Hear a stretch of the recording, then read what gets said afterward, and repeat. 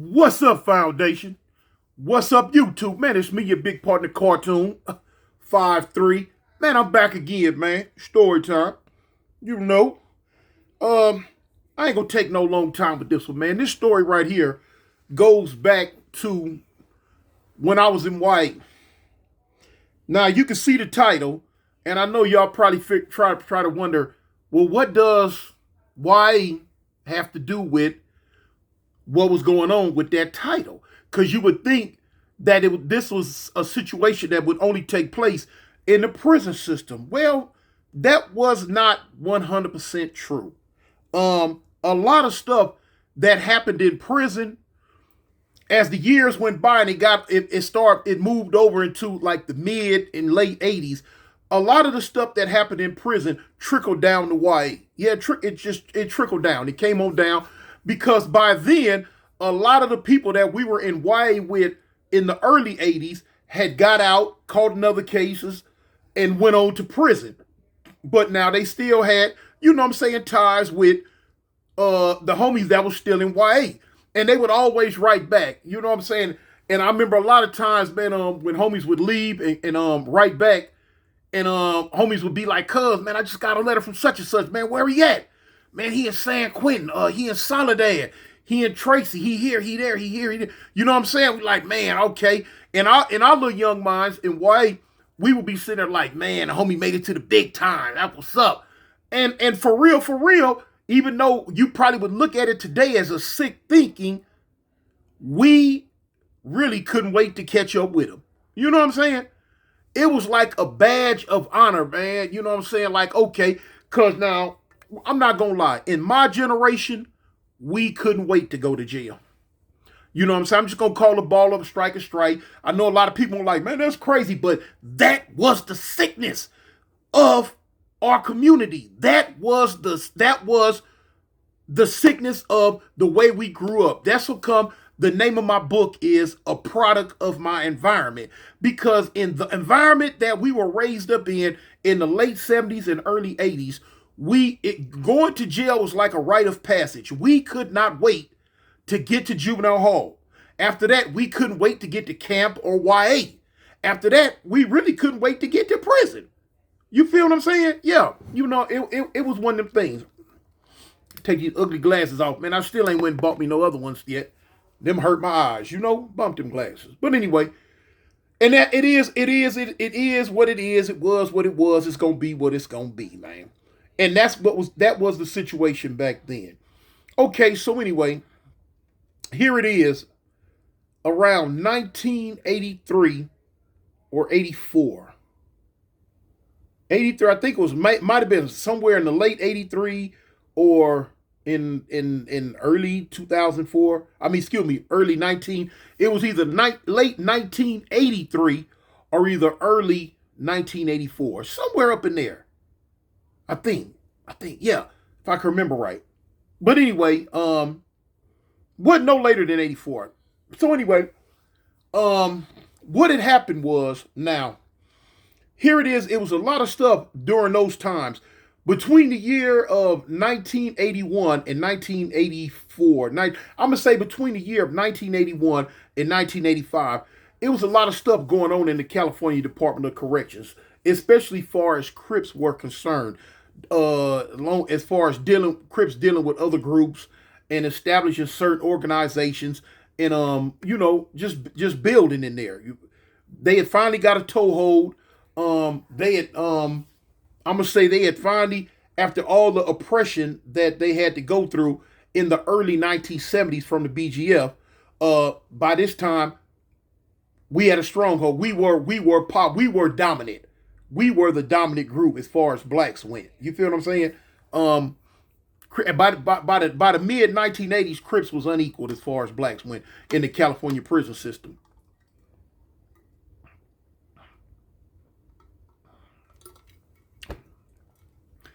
So anyway, we would, when we were in YA, we would sit around and talk and come up with all type of, well, I ain't gonna say come up with, but we would discuss a lot of the stuff that we were hearing about in the California Department of Corrections, a lot of stuff that was going on in the prison system, in the CDC. Whether it was true, we weren't 100% sure. Whether we was, getting the right information, we were not 100% sure. We didn't know. But the little bit that we did get, and the little bit that we thought we knew, we was trying to follow suit to it 100% to the letter, because we was doing in YA what the big homies was doing in the CDC. We was trying to uphold that standard. So anyway, like I say, we weren't 1,000,000% sure of what was going on. We could only go off what we heard and what we thought. And at that time, we were under the impression that Crips and BGF weren't getting along, period, in the California prison system. And you know what I'm saying? Even though it was secondhand information coming down to us, it was not 100% wrong. It was some truth in it. It was some misunderstanding in it as far as when it reached us in YA. But anyway, the overall consensus was Crips did not get along with the BGF. This was the impression we were under in YA. I remember not too long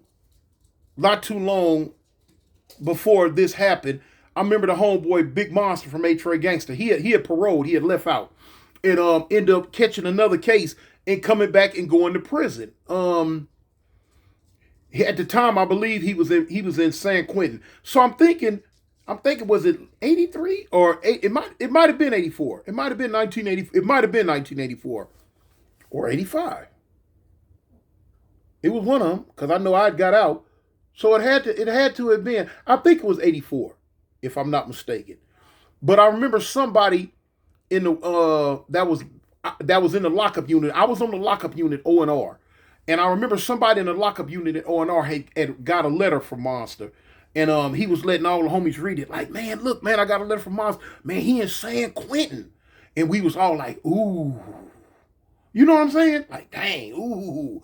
The homie that made it to the big time. He up there with the big homies, And, it was just one of them things, man. It was just like, oh. So, as time going on, we had another homie that was on the tier that was in the lockup unit with us.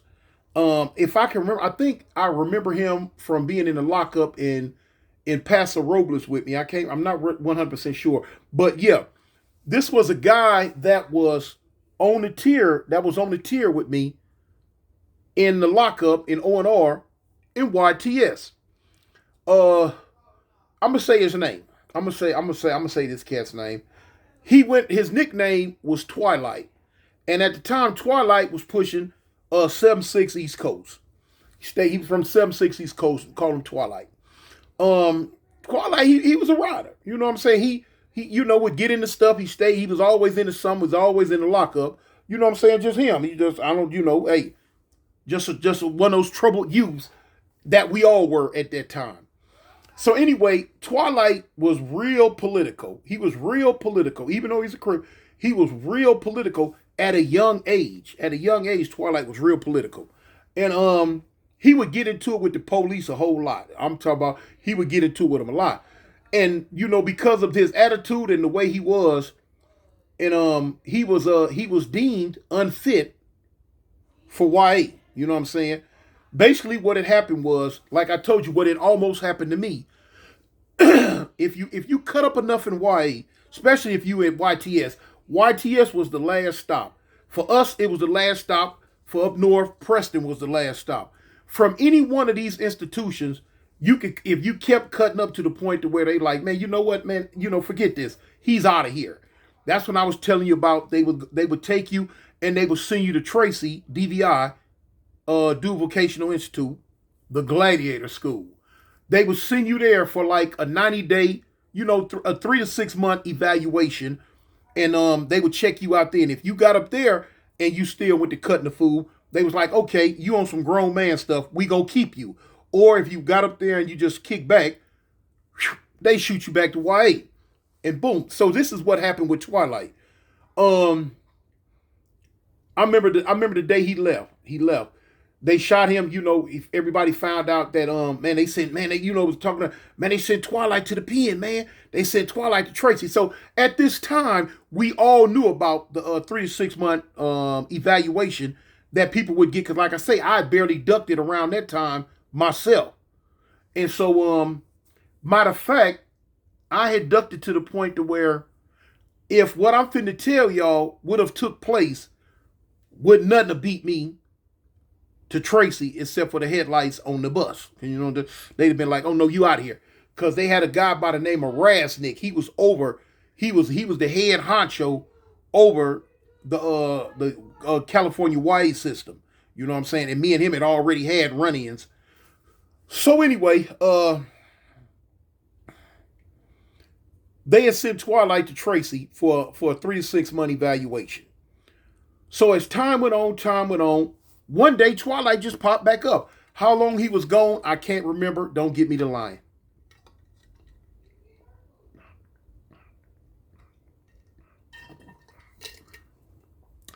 And water, good stuff, y'all. How long he was gone, I'm not 100% sure. I can't remember. Like I said, he was gone more than 3 months, less than 6 months. Put it like that. So anyway, when Twilight came back, they put I had just made it back because I he left me on O&R. He left me on the lockup unit in YTS. Like I say, when I would go back there, I'd stay back there for years at a time. I hadn't made it off. By the time he came back, I was just getting off to what they call a TD bank. TD was short for temporary detention. So I got you get in a fight, assault or something. They gonna put you on the TD bank till you serve your lockup time. Then they gonna start you over in the program all over again. Phase 1, phase 2, phase 3, then back to general population. When Twilight came back, they put him on, level 1 bank because they sent him back to the lockup unit program. They didn't put him in the TD bank. They put him on level 1. I was on level 1 at the time. Me and several other Crips, a lot of other Crips. So when he came back, we hollered, man, what's up, Twilight? What's up, Twilight, man? Woo, woo, woo, woo, woo. So, we happy to see the homie. And, we want to know, what was it like? What'd you experience? We want to know, because we young kids and we sitting here and we want to know what's going on in the big house. We want to know, So when he came back, he was like, man, what's up, y'all? Woo, woo, woo, woo, woo. So he was like, oh, man, at first he was telling it was like this, like that, like this, like that. I'm like, all right, cool, woo, woo, woo, woo. So we like, cuz, man, woo, woo, woo, woo, bam. What homies was up there? This, that, and the other. Who you see, cuz, and woo, woo, woo, woo, woo. So finally, I guess after so long, he couldn't take it no more. He decided to come clean. And he had the nerve to say over the tier, he was like, because he come back talking some my brother stuff. My brother.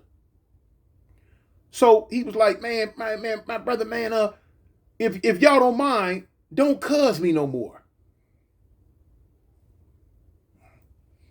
I'm going to say it again. He was like, brother, man, if y'all don't mind, don't cuz me no more. Huh? Scooby? Like, homie, what you talking about, cuz? Don't cuz you no more. Fool, what's up, homie? What you mean? So that's when he proceeded to come clean on the transformation that it came upon his life. And he proceeded to tell us that he was no longer a Crip, that he was a BGF now. So when we first heard it, at first, like when I heard it, I'm on the tier. I'm like, cause I'm like hollering. I'm like, man, what that fool say on me? He go, what? What happened? So he like, man, yeah, man, I'm this, that, and this. I'm a BGF now. I'm no longer a Crip. He's talking about, but he done transcended. Transcended. We didn't even know what that word meant at the time. You know what I'm saying? But anyway, he telling us that he changed, did this and that, that, we tripping. He come talking all this old black philosophy and, brothers need to unite and brothers need to do this and do that. it go this way, that way, and this way. A bunch of stuff we did not care about, a bunch of stuff we did not want to hear at the time, a bunch of stuff that didn't even matter to us. Only because this Crip was what mattered to us. You know what I'm saying? And he was talking this other stuff. Now you got to understand, like I say back then, you know what I'm saying, we was misinformed on a lot of stuff, but we were hip to a lot of stuff too. And so now we might not have knew the full ramifications on the relationship between Crips and BGF in prison, but we can only go off what little bit done trickled down to us in YA. And what had trickled down to us in YA is we Crips, they BGF, we don't get along. So basically that's all, that's where it stood with us. We don't get along with them. So now here it is, Twilight. Okay, yeah, Twilight, he don't want to be called Twilight no more. Don't call him that. So we like, well, cuz, what's your name? He came back with a Swahili name. What it was, I don't know. I can't remember. But he came back with a Swahili name, and appreciate y'all don't call me Twilight no more, and whoop whoop wop wop wop. So now we kind of like tripping, like, man, what this fool here done went cuckoo for Cocoa Puffs, man. He done went to prison and went crazy. So once the initial shock wore off, now reality's setting into our mind, and now we on some, oh, we gonna get you. You know what I'm saying? Yeah. We finna get you. You have forsaken the greatness of CRIP. That's how our mind was thinking. So, we like, oh man, you know what? Man, like, yeah. Okay, we listened to what he talking about for a little bit. Like, immediately we go to write little notes to each other. So, and I was one of them ones. Well, I was on the, man, we gonna get this fool. Yeah, because that was on my mind, man, we gonna get this fool. So, a few homies that was on the tier, I'm not gonna really say their name.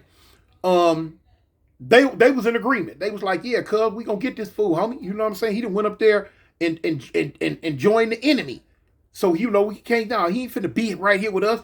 Like I say, we young kids, we don't really know the whole hookup, but we knew we was gonna get him. We knew we was plotting. We was gonna get him. So, systematically, one by one, we all got out the door. We all got quiet. So now here it is. We plotting. We plotting on when we gonna get him. So, homie shoot a kite back and forth. So now on we was on level 1. On level 1, we get like, if I can remember, I think we had 30 minutes. We got out our cell for 1 hour a day. I think we had 30 minutes on the yard, basketball, and we had 30 minutes in the day room. Level 2, 30 minutes on the yard, an hour in the day room, or an hour on the yard, 30 minutes in the day room. I think level 3, an hour on the yard and an hour in the day room, Anyway, then you make the transition back to General Pop. So we was like, well, cuz, look, when we go to the yard, we gonna get him. We gonna get him. Now, the thing is, Twilight, he wasn't no punk by far, you know what I'm saying? And even in YA, mentally he was a little bit more advanced. Because even in YA, he was about them weapons. You know what I'm saying? He was, like I say, he was real political. And he was about the weapon play. So we knew we had to get him and get him good.